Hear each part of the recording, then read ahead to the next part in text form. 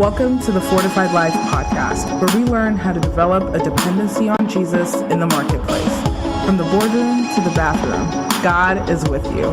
Here's our host, author, speaker, teacher, encourager, stewardship coach, and my husband, the man they call Mr. Fortified, Jason Davis.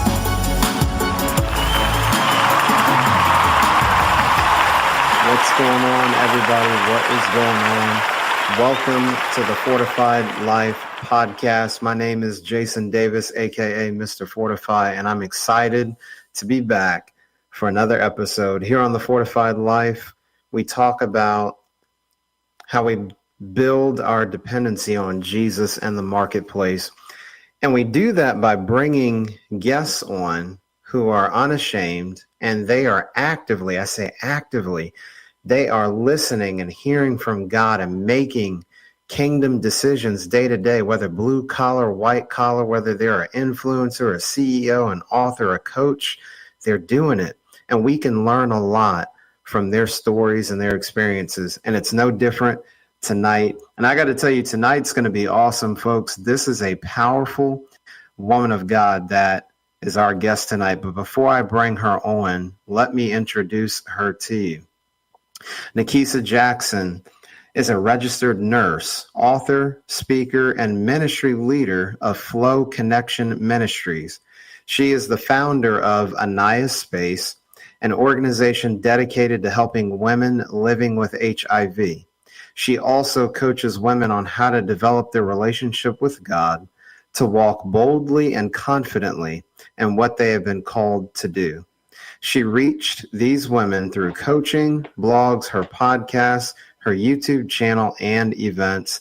Ladies and gentlemen, please welcome to the Fortified Life, Miss Nakeisa Jackson.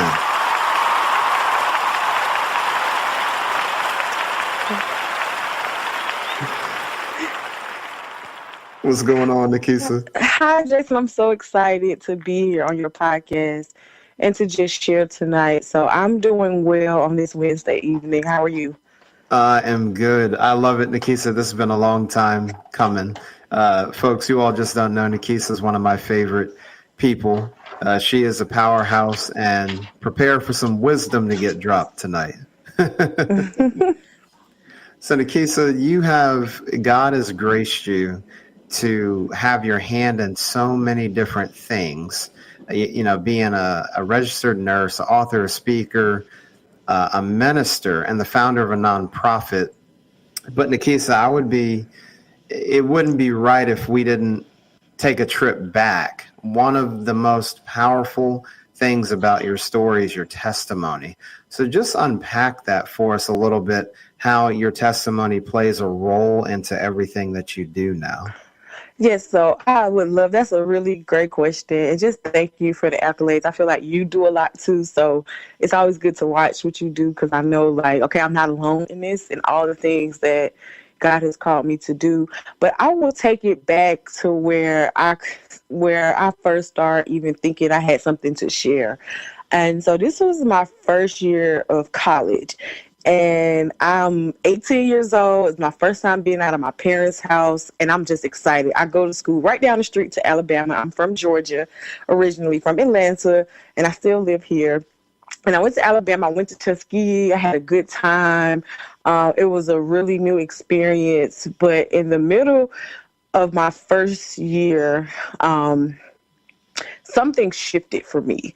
And what that was I started to not feel well maybe January. It was second semester of my first year. And I didn't feel well, and I didn't know what was going on. And, you know, we're in dorms, so I'm like, everybody's getting sick, but nobody around me was getting sick. I had like flu-like symptoms. And so people were helping take care of me, because I was the only one sick, actually. And a few months later, I went to the health department, where they test you for everything at the health department if you've never been. And I was used to getting tested and doing things like that, because that's one of the things that I was taught in sex education, was to get tested. That's all I knew. So I was comfortable getting tested, and I didn't think anything of it because I had never gotten a call before. So I'm thinking that everything is fine. There shouldn't be any issues.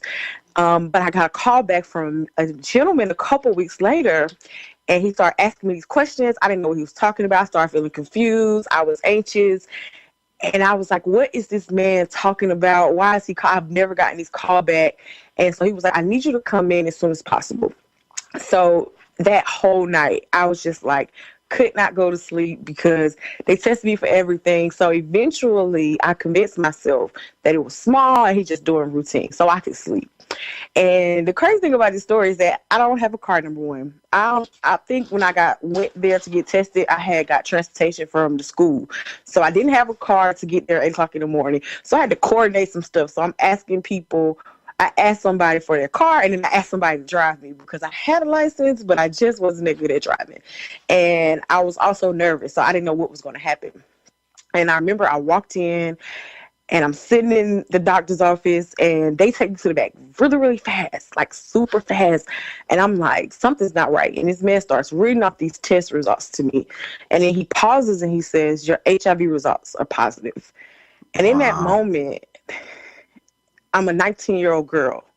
I literally just got saved 2 months before I got my diagnosis. And that's the part of the story that sometimes does not come out. So I just got saved. So I just discovered who God really was. Like I just got baptized. So I'm very new to walking with God, new to Christianity, new to this life. And I'm like, what just happened? And I remember this man just continuing to talk to me and talk to me and talk to me. And I got up in the middle of him talking and I walked out because it was nothing else that he could say, because all I knew was what I heard about HIV, that you weren't going to live long, that you like just all these myths, that you were timid, that I didn't think it happened to women. I thought it happened to either like older women or men. I never knew a woman at 19 could get, like, I didn't think it could really happen to me. And so I just remember me walking out and him trying to convince me to go back. So I went back, but it took a few days for him to get all of the information that he needed from me, because it was just so overwhelming because I didn't know where to go. I'm in this small town. It's not a lot of resources. They're not giving me a lot of information. He doesn't have a lot of compassion. I feel like he just wanted to check mark his paperwork. And it came down to the realization of like, okay, it's just me and God, because I just met God and I know God is real. And I'm like, I don't know what to do in this moment. Like, do I prepare to die? Do I prepare to live? Like, it's so many thoughts that go through your head. And I remember I went to God in prayer. And this is back, Jason, if I could be honest, this was back when people would say you can't hear from God yourself, which we know is not true.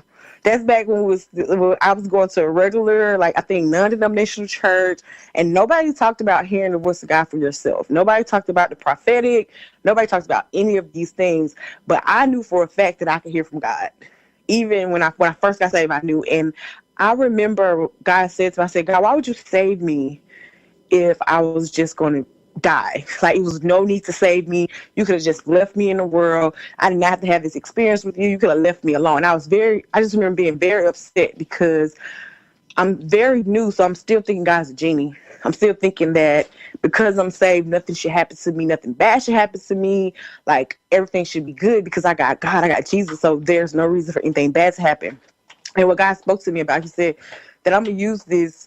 I'm going to teach you how to live, because you're going to live and you're going to make it, and you're going to overcome this. And he started to share with me all these amazing things that I would do. And here we are at 2023. I'm living them out. But back then, as a first-year college student, I said, I will never tell my story. I will never share my testimony. I will never tell people that I'm living with HIV. Why would I do that? Young Black girls don't share their stories. You don't talk about HIV. It's taboo. I'm from the Bible Belt. You don't even talk about having sex. And I wasn't even saved, and I knew better than that. So it was very tough to navigate. I want to say those first years, it was just hard to navigate because I didn't have an example. I had little like things I would say like breadcrumbs that I would follow. So like, I found one girl who had a book. I found out about one conference that I could go to. I found these little pockets of spaces where I could see people who looked like me, but I didn't have a close relationship with anybody that looked like me, that was living with HIV, that met the same demographic. So it was a very difficult thing just to navigate during that time, especially with the state of just the world and where I was in life, like being a young college student, fresh out of high school, not knowing what to do. My goodness, Nakeisa, you're 19, you're brand new to the faith, and then you get this type of diagnosis. I can't even imagine the level of emotion running through your mind. That's just unbelievable. And like you said, fast forwarding to 2023, where you are now encouraging other people and telling your story and your testimony. Like, what was the turning point for you? Because we know you know, as far as being a nurse and then eventually becoming an author and a speaker. So what kind of set you down that health path? Like, okay, this is the condition I have, but I want to start living my life, and what am I going to do about it? What was kind of that turning point in the midst of all that emotion for you? So that's a really, really great question. So what led me down this path of health was actually God. So once I got the realization that I was going to live, I started to all of a sudden feel like I was supposed to go to nursing school. I was in school for construction management. I wasn't thinking about being a nurse. I wasn't even considering it. And then God told me I need to transfer and come back home. Like, you need to go back home. So I ended up coming back home to Georgia State. And shout out to Georgia State Nursing School. It's one of the best nursing schools ever, okay? I just want to say that. It's one of the best nursing schools, and it's one of the hardest to get in. And so when he told me to do this, I was like, there's no way that I'm going to get into this nursing school. So I got into nursing school, and then I became a nurse. And before I got into nursing school, he told me that at some point I'm going to open a clinic. He was like, you're going to open a clinic, so you need to go to nursing school to see what the issues are, to see what it's like to be in that field, because I want you to have some knowledge. And that started off one way of me learning how God works with me, because usually he makes me go do it first before I can like outsource it and get other people to help me. So I went to nursing school. I became a nurse, and I started to see the discrepancies in healthcare. I started to see that just because you're a healthcare provider, it doesn't mean that you know how to care for people living with HIV. It doesn't mean you have compassion. It doesn't mean you understand the multifacetedness of living with HIV. Like, you may understand one part, but you don't understand the whole thing. So I started seeing all these issues, and how it wasn't the care wasn't competent care.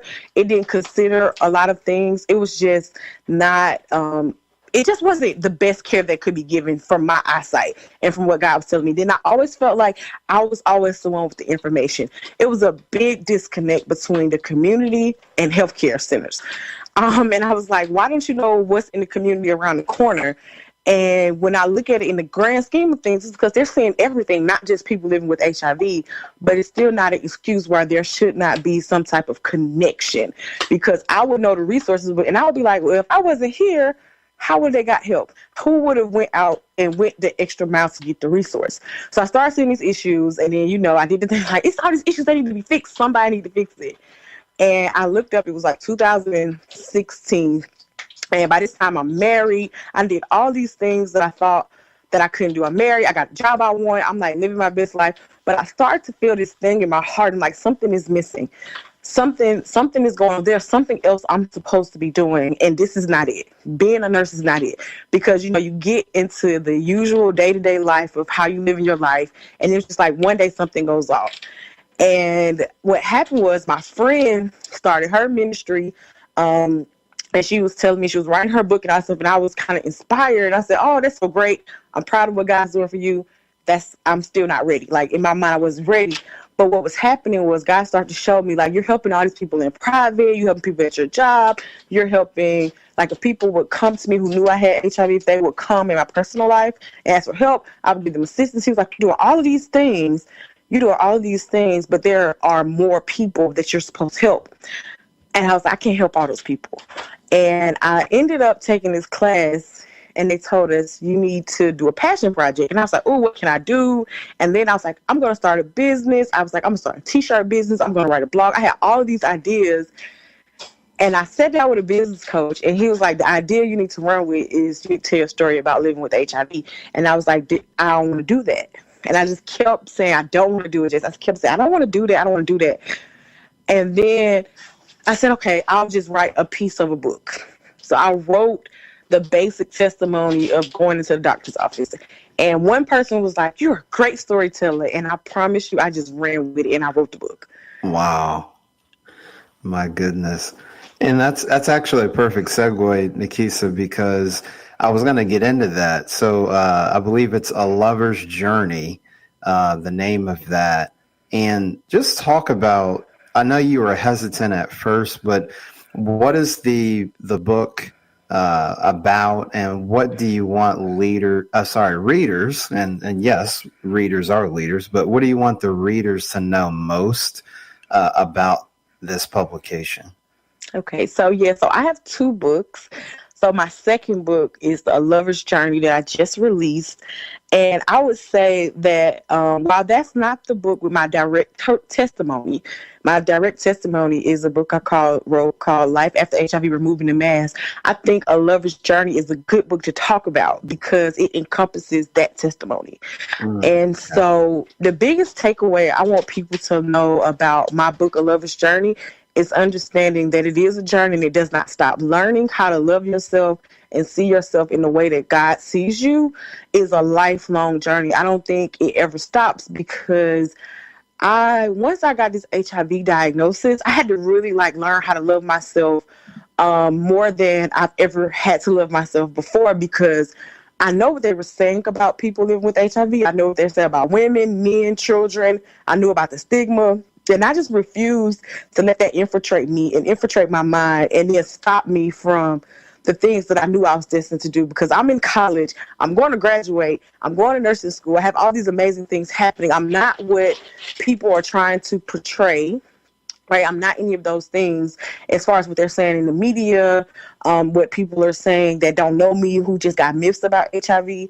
So I was like, I got to really learn how to love myself at the core. So the biggest takeaway is really that it is a journey to really love yourself. And this book, A Lover's Journey, will really help you break down love, what God says about love, my own journey of what I used to think love was, and then really just using that to discover your purpose and what God really wants you to do. Because I took that journey and I started that journey, that's how I discovered that I was supposed to start a nonprofit, that I was supposed to write books, that I was supposed to minister, all these things that I don't think I would have been able to do that without love, because I wouldn't have felt worthy enough and I wouldn't have felt like God could have chosen me of all the people he could have chosen.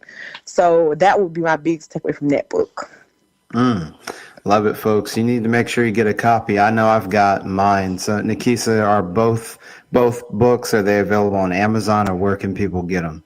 Yes, you can get both books on Amazon. And if you go to my Instagram page, I do have a bundle where you can get 2 signed copies and a bookmark and some other things directly from me, but they are both on Amazon. So feel free to go in there and grab your copy.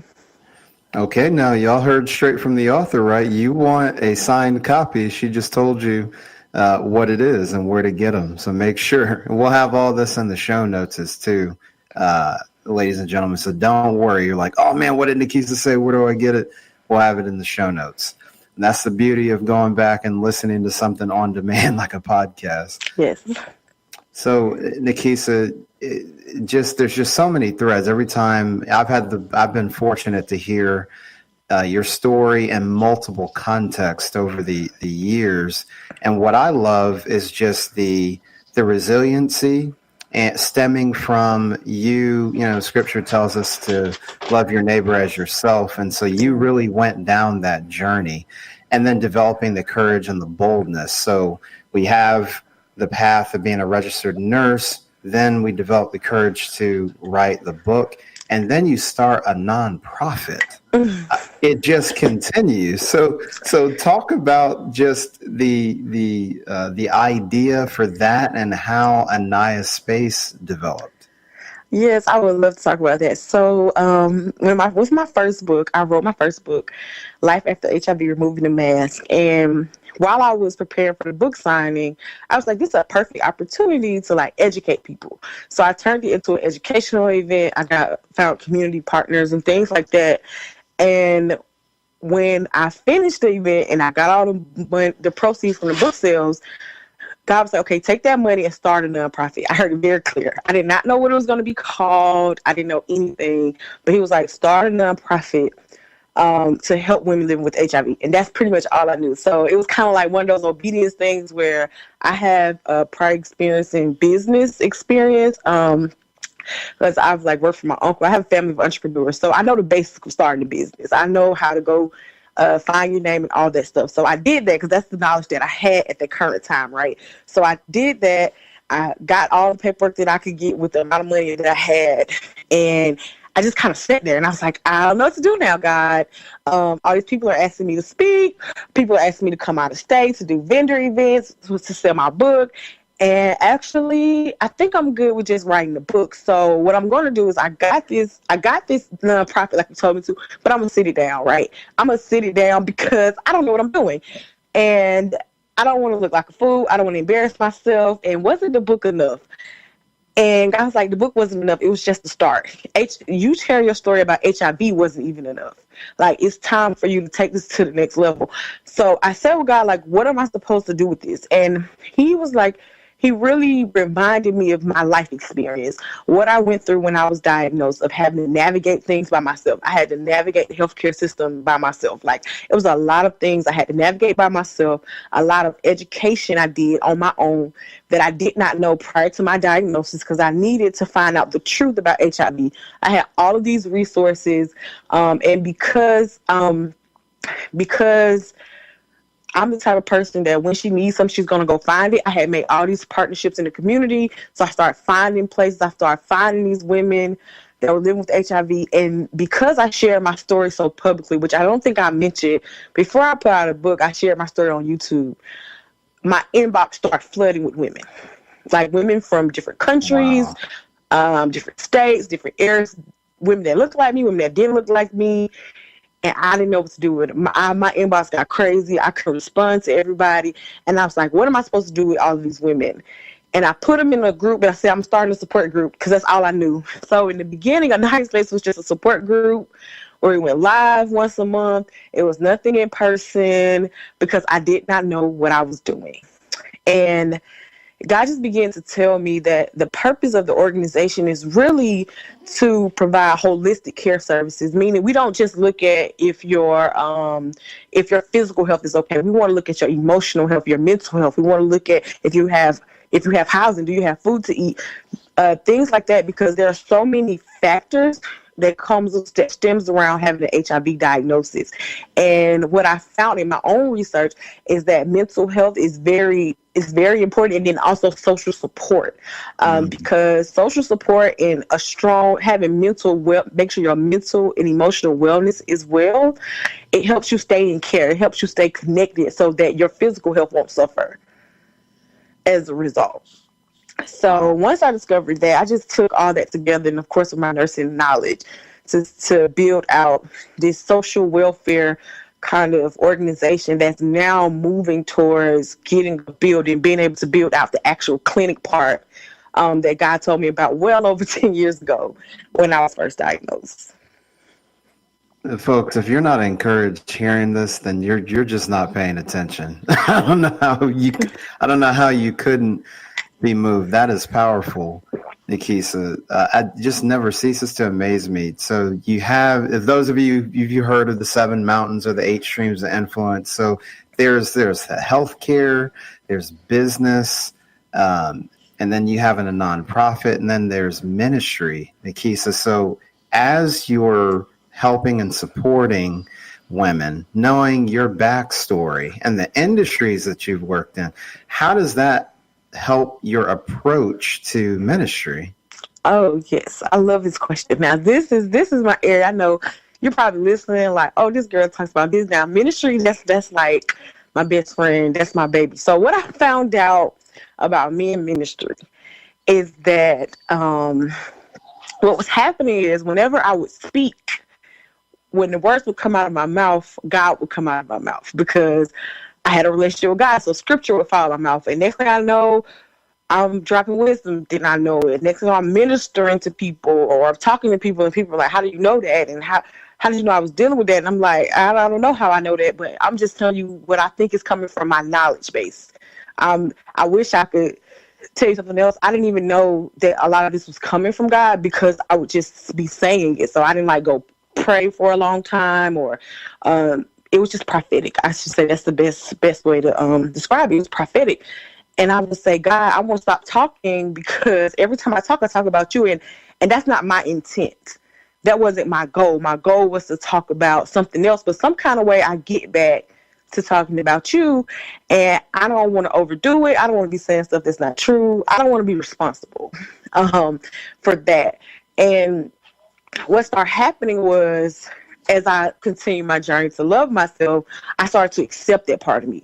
And I started to say, well, this is who I am. Like, I need to accept that this is who I am.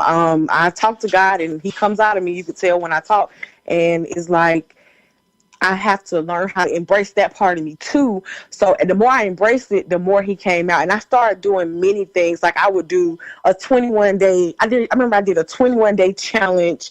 And this was outside of my nonprofit. So I would do this like under maybe my book brand or something. So I did a 21-day challenge about how to get redeemed, like how to allow God's love to redeem you. And I was like, I don't know what's going on. I did a 7-day journey to love yourself, like a self-love challenge. I started doing these creative things to help people learn about God, because that's how I connected with God. So I never had a relationship with God where all I did was just like pray or sit there. I would do things like journal. I would do things like just draw and create and write poetry and do different things. And I was like, this is amazing. And God was like, this is something you could share with other people. You could teach other people how to do this. And I was like, no way. And he was like, you can, and I want you to start Bible study. So, Jason, I started in my house. I did Bible study in my house right before the pandemic came. And I was just doing it, and I was very comfortable. So I just want to do it in my house. I had a couple people come over. I would make food, and we would do it in my house. The pandemic hit, everybody was staying in their house. So then I was like, what am I supposed to do with this? And I spoke to my spiritual leader, and she was like, it's just time for you to share in another kind of way. It's time for you to start ministering. So what I did was I started just a simple prayer call. Well, I guess I shouldn't say simple, but I started this prayer call, and I launched a ministry. It's called Flow Connection Ministries. And we still do different, like, unique things, but we do like worship calls. We do these things called obedience nights, where we just get together and talk about what we're supposed to be doing and how we're going to make sure we actually do it. We do prayer calls, and we've had like a couple of like challenge, like virtual events. And this year we're going to get into doing some live events. So it's a very unique ministry, but it's really just about teaching women how to connect to God for themselves. So getting away with the old thought that you can't hear from God. It's about activating people in being able to hear the voice of God for themselves, and then making sure that they are doing some of those things that, for some of us, it comes natural to just obey, right? But then for some of us, like me, it's struggle, but we know that it's required. We know that when we are disobedient, we kind of knock ourselves out of the will of God. And then we open up doors that could be shut if we would just be obedient. And so I felt like I had a call to really share that with people and help them understand that is, it's not about your feelings and all this kind of stuff, but it's really just about your obedience, and everything else will fall in place. But I first had to go through it, and then I was able to share with other people. So I'm really excited just about like what God's going to do through the ministry. It's just been a beautiful thing. So many people have really learned and grew throughout that ministry. Wow, that's so awesome to hear, Nakeisa. And you could just tell when even in answering the question, I was like, man, did you all hear the shift in her voice? She said, oh, let me tell you all about what God has been doing from the ministry perspective. I love that, Nakeisa. My goodness. You definitely want to keep track of Flow Connection Ministries and everything that Nakeisa is doing. We'll have links in the show notes. Now, Nakeisa, I wanted to come back to something earlier. You talked about mental and emotional wellness, not just talking about the diagnosis of HIV, but also just the other health factors. What are some practical things that people can do to try to strengthen their mental and emotional wellness? So I can say a lot of things, but I'm figuring I'm have about three things to say. The first thing is I would say is that we all have to be self-aware, and that may not be the easiest for everyone, but one thing is just always checking in with yourself. Like, how am I actually feeling today? How am I actually doing today? Have I been rested? Did I sleep well? Like, really taking a look at yourself, because sometimes we're getting overwhelmed and we are being super hard on ourselves because of other factors. So, for example, I'll give you a real example. You've been up all night working on your business. You get 3 hours of sleep. So in the morning, you're like, I gotta go. But you're really feeling anxious and worried, and you really need to rest.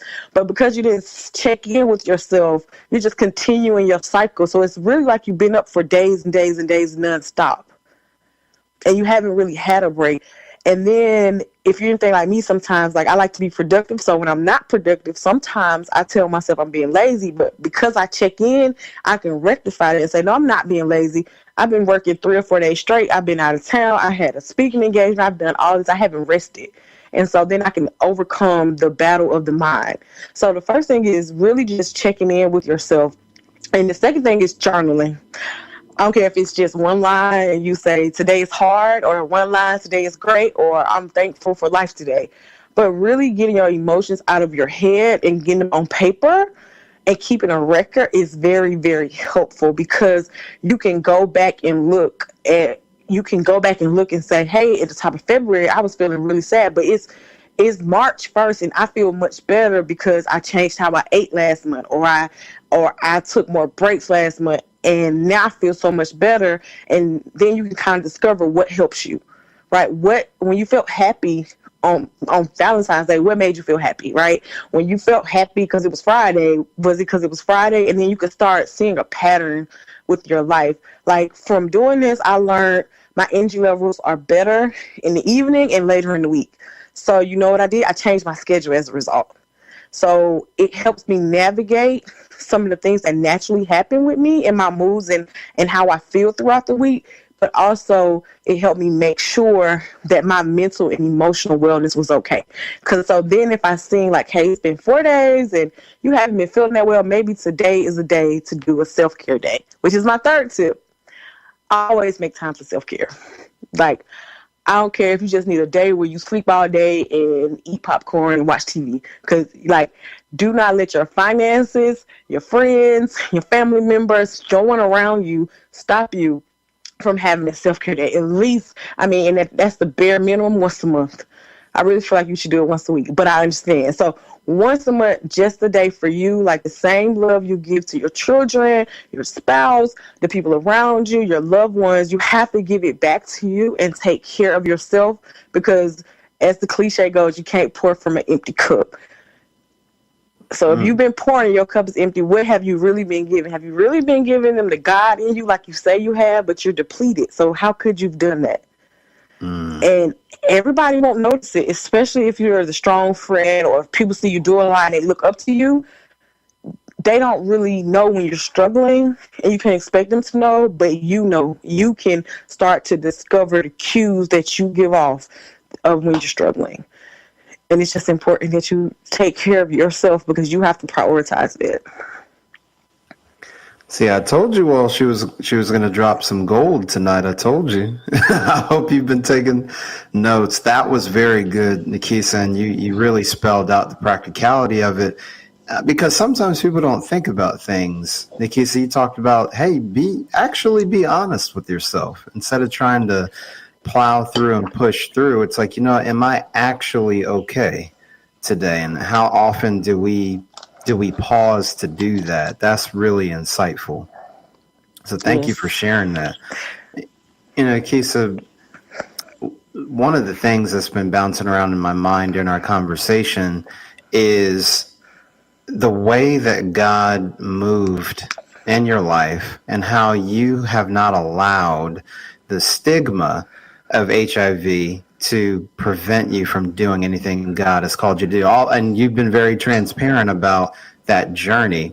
But I wanted to ask you as well, what's maybe some of the biggest misconceptions about HIV. I feel like it's so polarizing with rumors and there's a lot of chatter, but what are some things that we don't know about it that we actually should be more considerate of and be more knowledgeable about? Okay. So my favorite thing to teach is something called U equals U. And it means undetectable equals untransmittable. So the biggest misconception that people have is that when you have an HIV diagnosis, naturally you're gonna you can transmit it, you can give it to your children, and all these things. But with proper care and treatment, you actually are unable to transmit HIV via sex, and also to your children. So you can have HIV negative babies, HIV negative partners. And so that's a very important point that I like to share. And this has a group of people living with HIV started to really mobilize this movement around 2015 or 16. They started to really share about it and speak out loud about it because it had been around for a while, but it had not been publicized. So it took a lot of HIV advocates coming forward and starting these campaigns to share about that. So that's the first thing I want to share, that's the biggest misconception. So you can go on and have children, and it doesn't really, if you don't allow it to, it won't stop what God has for you, right? And another, I think, misconception is always about how HIV is transmitted. So I'm just going to wrap this in a nutshell. It's important that you get educated. Like, go learn the fact you can't get it from shaking hands, sweat, hugging, sharing eating utensils and things like that. That is not a route of transmission for HIV. So you got to really educate yourself, because education will kill stigma, and it does not matter where you sit. Meaning, if you're HIV positive or HIV negative, it doesn't matter where you sit on either side of this fence. You can still go out and educate yourself and then advocate for another person, because you never know. I remember I said this before. It could be someone in your life right now that's living with HIV but has not shared with you because of your own biases and how you are and your rigidness, right? And not being open-minded. And this person probably really would want to tell you, but when we aren't seeing someone who's open-minded and caring, it could be really hard to disclose information. And one thing I do know about HIV is that being in isolation is not it's not an ideal situation. So we have to make sure that we as a people as a whole are willing to educate ourselves, because you never know. HIV doesn't have a face. It does not discriminate. It can happen to anyone.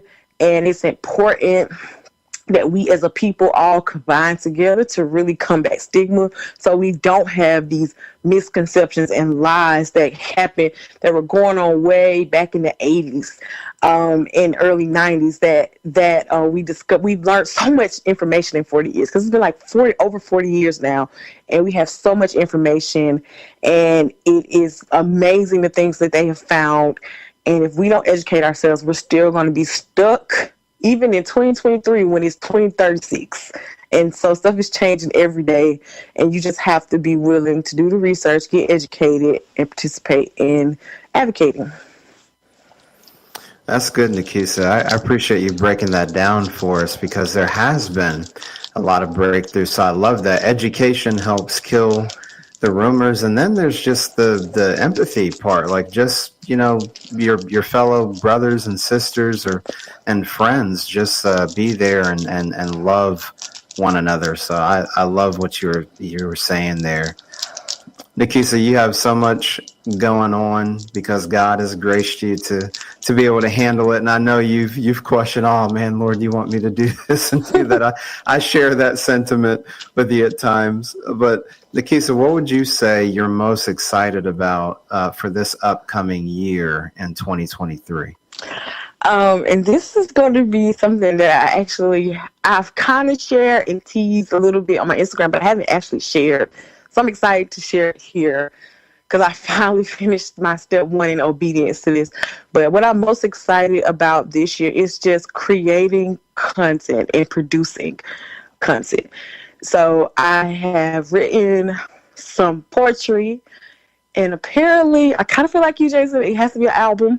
So I'm like, I don't know how I'm going to do that. Now, I have snuck and done poetry on my podcast before, which I've put down. I need to pick it back up. But I've snuck and done it on there. I used to do this little segment and like throw a poem at the very end. So it's like if you listen to my whole podcast, you can catch it.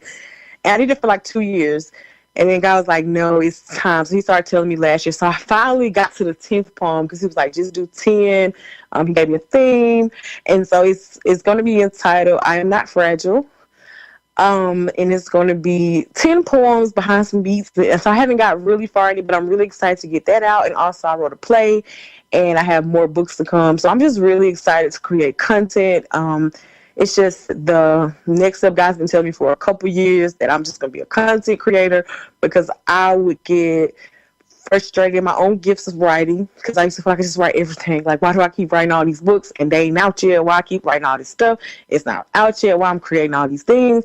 And God was like, this is the year to produce a lot of things I created in years before. So that's what I'm most excited about, just to create, and most excited about the poetry album because it's something new. I've never produced music before, so or poetry music behind it. So I'm excited about it.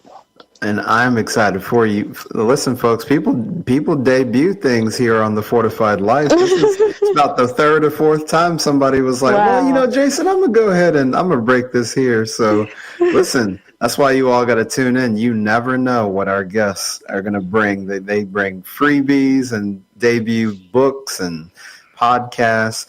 I love that, Nakeisa. And I know I'm looking forward to your poetry as well as some of the other plays and things you're going to write. And I will definitely be praying for you. It reminds me, Nakeisa, because about 1.5 years ago, I did my first song as well. And it was some spoken word and poetry. So I remember I share that with you. I'm like, Lord, I don't know. But when he gives it to you, he gives it to you. Yes. Well, Nakeisa, we are out of time, and I have thoroughly enjoyed this conversation. And I know that anybody listening, you all need to go back and listen to this on demand when we get it posted. But Nakeisa, where can people reach out to you? How can listeners connect to everything that you're doing? Okay, so the best place to reach out to me is on my page, Nikki J. the Author. It's Instagram, Facebook, Twitter. You can find me on all platforms, even on YouTube. And then you can get connected to the rest of my pages. So if you want to get connected to the ministry, if you need support groups, I'll definitely get you that link. It's aniyahspace.org, and that's where you can find out more about how to give and how to connect with us and support the work that we're doing. But Nikki J. the Author is the best way to find me on social media. It's just the easiest. And that's Nikki, the letter J, the Author. So that's the best place to find me. All right. Well, folks, you know where to find her now. So that means when she releases her plays and poetry, it's time to go support. I know that I will. But Nakeisa, just greatly appreciate you coming on the Fortified Life here tonight. Thank you so much, Jason, for having me. For sure. Folks, you know how we leave things. That's all we have for tonight, but we'll be back for another week, another episode, another person who is unashamedly living out their faith in the marketplace. From the boardroom to the bathroom, God is with you. Don't compartmentalize your faith in the marketplace. We'll see you next time on the Fortified Life podcast.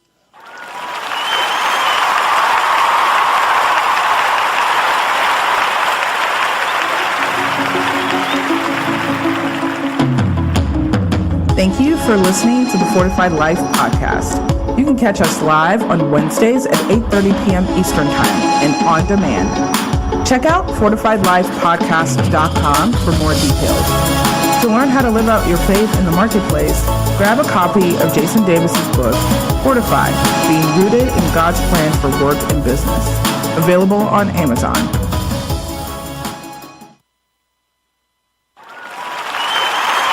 You're listening to Your Slide Worldwide Podcast. You've decided to move and picked the neighborhood you prefer, but how much home can you afford? Which loan term is best? Start by contacting an Arundel Federal Savings Bank loan officer to get the numbers you need and a pre-qualification letter to present to your realtor. No cost to you. Whether building or buying, Arundel Federal wants to be the local community bank that you trust and think of for your home mortgage. Contact us today at arundelfederal.com. A pre-qualification is not a loan approval or commitment to make a loan. Additional terms and conditions apply. Member FDIC and equal housing lender at MLS number 671636. Everyone loves TV Dad. On the next TV Dad, presented by Progressive, TV Dad explains becoming a man. Son, it's time we had the talk. Okay, TV Dad. You know, drivers who switch and save with Progressive could save hundreds. Oh, is that why my voice is changing? That's a question for your health teacher. Listen to your TV Dad. Drivers who switch and save with Progressive could save hundreds. Progressive Casualty Insurance Company and affiliates. Potential savings will vary.